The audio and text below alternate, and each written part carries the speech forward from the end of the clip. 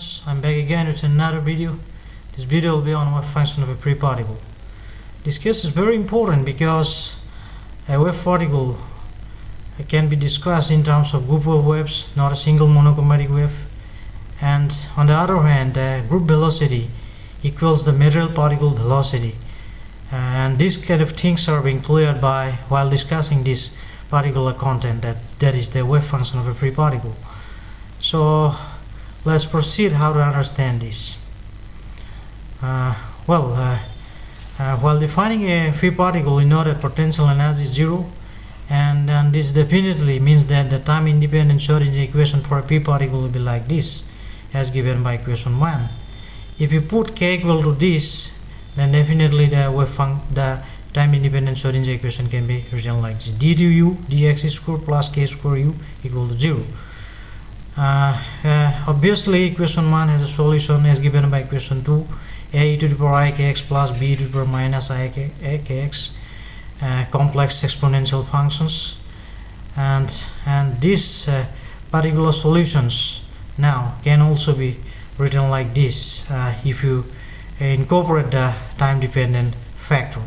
As you know that this particular solution ux is time independent solution, and the time dependent solution is given by psi xt, and it is equal to ux into some exponential some time dependent part which is expressed in terms of exponential quantity, and that exponential quantity is e to the power ik into h cross k by twice mt. So we can write like minus I h cross k square by twice mt. That part will represent the time dependent part, and you see that here the one part is representing a wave moving in the plus x direction and another moving in the negative x direction, and for a particular point which is maybe minimum or maximum, that x plus minus vt is constant, and which means x and vt are simply x and t are simply constants, and this should give us x plus minus vt equal to constant. And if this is the case, then definitely the first term in equation 3 is representing a wave moving to the right from the left direction, and the second term, that is this term containing the coefficient b, is representing a wave moving to the left. So equation 3 composed of two parts. One is wave traveling to the right, the part containing a, and another part containing b is moving towards the left direction. So only difference is that there is a difference of plus minus sign in front of k. So we can rewrite equation 3 as equation 4, where this k may be positive or may be negative. It is positive if the wave is traveling to the right, that is if we talk about this first term containing a, and it is negative if it is moving towards the left direction, that is if we are talking about this term containing b. So equation 4 will now represent the wave traveling both from left to right as well as from left to right direction. Then k as defined in equation 5 has both plus and minus values, with e being real and e being a positive quantity. So k is plus as well as minus thing. Of course, for a wave like this equation 4, the velocity can be written like this: h cross k by twice m, and this is given by this because k is equal to this k is as given by equation 5. So this is the quantum mechanical velocity, because this qm subscript is representing the quantum mechanical velocity, and this term 6 is coming from the basic definition of the velocity of the particle, and which is expressed by the wave function psi k in 4. And thing is that this expression is different from the classical expression, where classically we represent the energy equal to half mv square, and if we make some simplification, that v is equal to simply square root of twice e by m, and here the cl is simply representing the classical kind of thing, and it represents the material particle velocity, and this particular material particle velocity is now twice that of the quantum mechanical velocity as given by equation 6. So 6 is representing the quantum mechanical velocity, that is the velocity associated with the wave representing the free particle, and this VCL is representing the actual material particle velocity of the free particle. Okay, this case must be resolved out, and we'll do it in a later course of time. Then let us check that whether this wave function psi k is normalizable or not. We'll see that if you normalize this thing, it is to lead to a term like this, because this integration of dx over from minus infinity to plus infinity would lead us to this equal to x, and on the upper limit is plus infinity, on the lower limit is minus infinity. So this x will ultimately give us infinity. So according to equation 8, that a free particle cannot have a stationary state or a separable solutions, and thus the wave function psi k cannot represent a physically acceptable state. So this means that we have to discard the wave function psi k. And in other sense, that free particle cannot have a definite energy, or we can say that it cannot express a localized material particle, because they cannot be normalized, and so they are simply representing a single monochromatic train of waves extending from minus infinity to plus infinity. This particular point is very important regarding the behavior of psi k. This psi k simply means this kind of things, that we don't have stationary states or don't have any kind of physically acceptable solutions, and only thing is that we can think of a material particle as a single monochromatic waves, a train of waves extending from minus infinity to plus infinity. So this is another problem with the free particle solution. Then what to do with all these separable solutions? Although it seems useless, but mathematically we can make it a sense of it by considering the general solution of the time-dependent Schrödinger equation.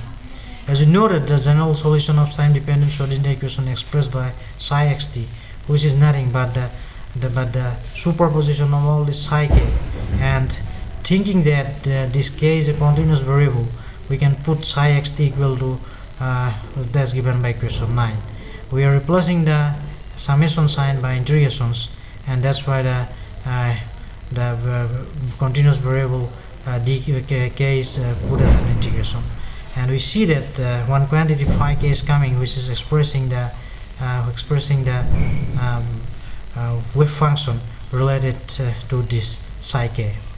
And in later course of time, we'll understand that this phi k will represent simply the momentum transformation of these wave functions, psi x 0. Actually, we'll see it in a later course of time. And this particular thing, this wave function psi xt can now be renormalized, and by choosing a particle of phi k, and now we can successfully describe a localized particle. So considering this wave function as given by equation 8, which is not normalizable, we discard this kind of solutions, and we simply this solution leads to single monochromatic train of waves extending from minus infinity to plus infinity.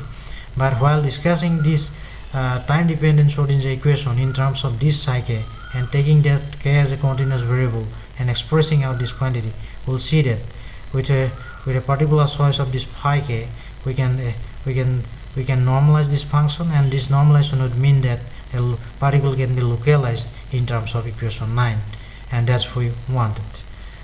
And now from equation 9 we will see that this psi x 0 is equal to this. Just we put here t equal to 0. This will be the expression, and we'll see that in most of the problems this psi x 0 will be given, and we'll be asked to find the psi xt, and this psi x 0 will now give us this phi k in terms of equation 11.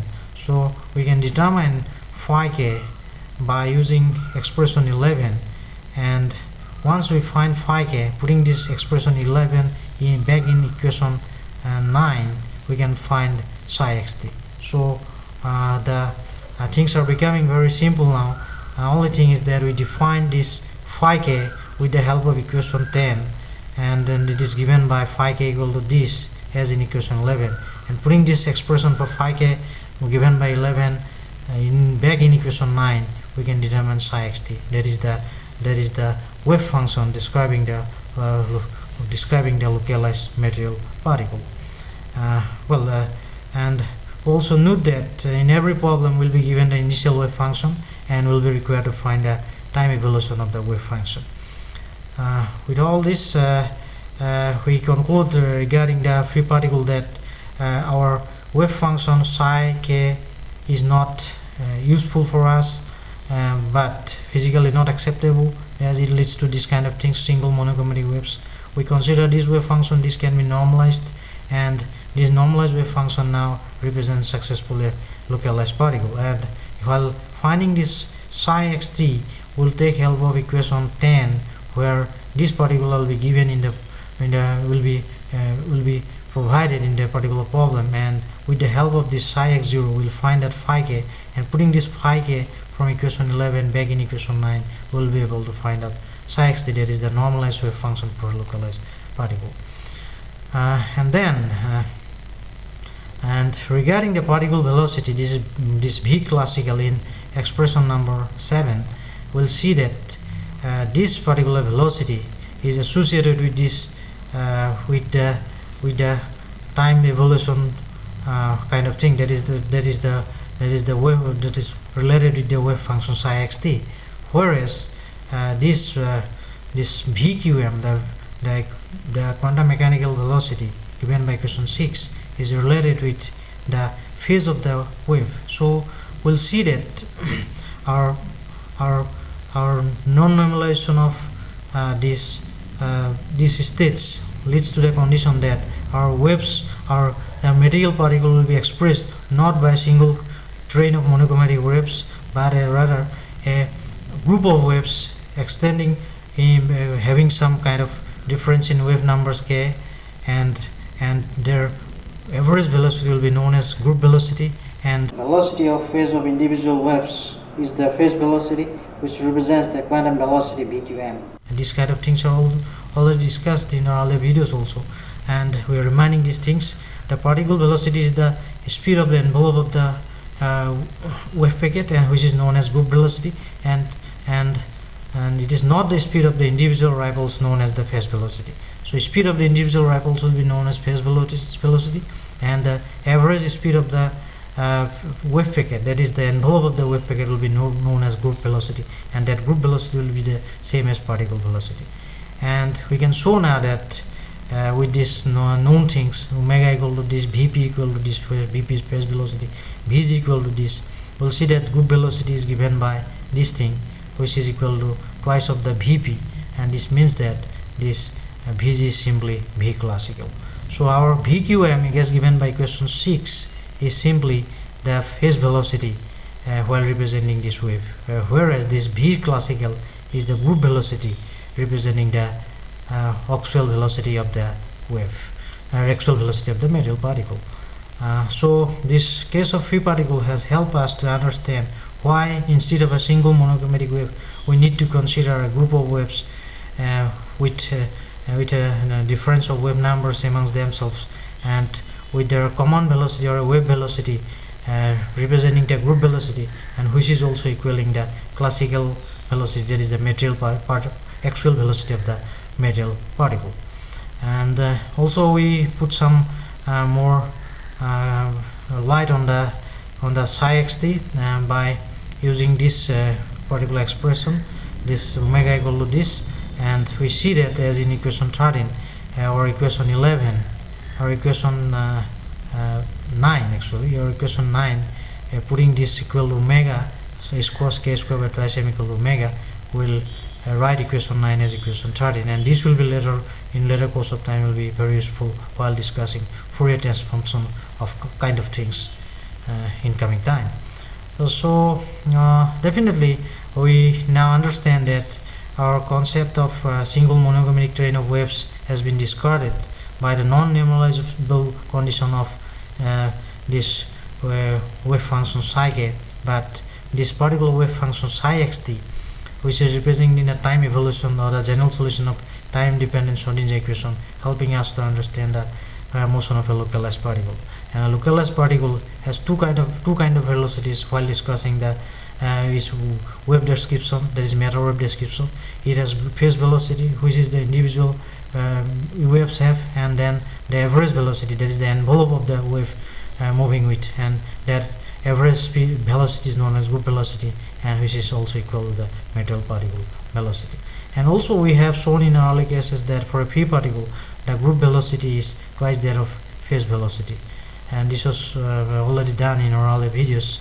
You can go back and can see our videos regarding this matter wave duality. With all this, we have some assessment. What is a free particle? Right, is time dependent wave function. This is the time dependent wave function for a wave particle. This is the time dependent wave function for a free particle, and the free particle means wave function potential is 0. What is the difference between classical and quantum velocity of a particle? Explain. The classical particle velocity represents the actual velocity of the particle, and quantum velocity simply represents the phase velocity while discussing the particle in terms of waves. Then explain why a free particle cannot have a definite energy, as we have seen that in equation 8 that it cannot be normalized, so it cannot have definite energy. And what do actually the separable solution actually represents? What they actually represent? They actually represent single monochromatic waves, train of monochromatic waves extending from minus infinity to plus infinity. Then the question number 4, explain how the concept of phase and group velocity arise from the wave function of a free particle. So we can talk about these particular things, that we can discuss the time evolution of the system in terms of this particular equation, and while discussing these things we can explain both the classical particle velocity as well as wave particle velocity, and we can see that the waves, the matter wave representing a material particle, is not a single monochromatic wave or a chain of waves. It's simply a group of waves with their wave numbers differing from one to another, and their group moving with average velocity, or the envelope of the waves moving with a particular velocity known as group velocity, which is different from the individual particle velocity known as phase velocity. With all this, I am ending up this video. Hope that this video will be useful for you. Thank you very much.